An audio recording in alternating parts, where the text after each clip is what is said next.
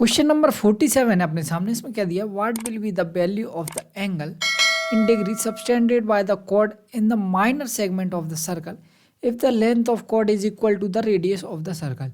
एक वृत्त की जीवा द्वारा वृत्त के छोटे खंड पर बनाया हुआ कोण डिग्री में कितना होगा यदि वृत्त की जीवा की लंबाई उसकी त्रिज्या के बराबर है। तो क्वेश्चन बिल्कुल आसान है। सबसे पहले बनाओ इसका डायग्राम। ये बनाया डायग्राम।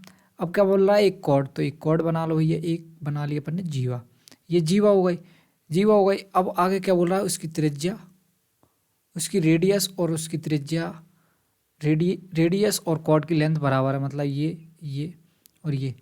या फिर अपन बोल सकते हैं कि इस ट्राइंगल की तीनों साइड इक्वल गिवन है। अगर ट्राइंगल की तीनों साइड इक्वल गिवन है, तीनों एंगल कितने हैं, 60 डिग्री 60 डिग्री 60 डिग्री।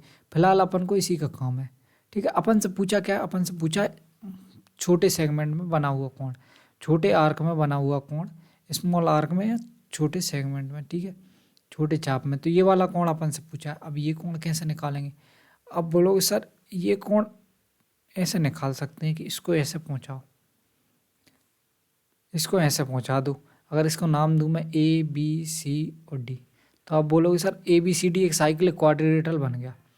और ए बी सी डी अगर साइक्लिक क्वाड्रिलेटरल बन गया, आप एंगल डी कहीं से निकाल लो तो एंगल भी मैं बता दूंगा, क्योंकि मुझे पता है इन दोनों का सम कितना होता है, 180 डिग्री। तो मैंने कहा डी एंगल चाहिए, डी एंगल मैं बता देता हूँ कैसे।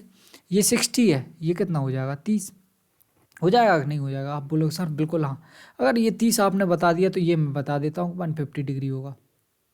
क्यों, दोनों की रीजन बताता हूँ कि ये एंगल इस एंगल का हाफ होगा, क्योंकि ये सेंटर पे बन रहा है, ये आर्क पे बन रहा है, ठीक है।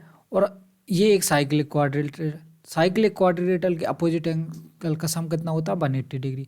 तो 130 ये है, 30 डिग्री ये है, तो 150 डिग्री ये होगा, क्योंकि दोनों का सम कितना होना चाहिए, 180 डिग्री। तो अपना आंसर क्या हो जाएगा, बी ऑप्शन 150 डिग्री, ठीक है।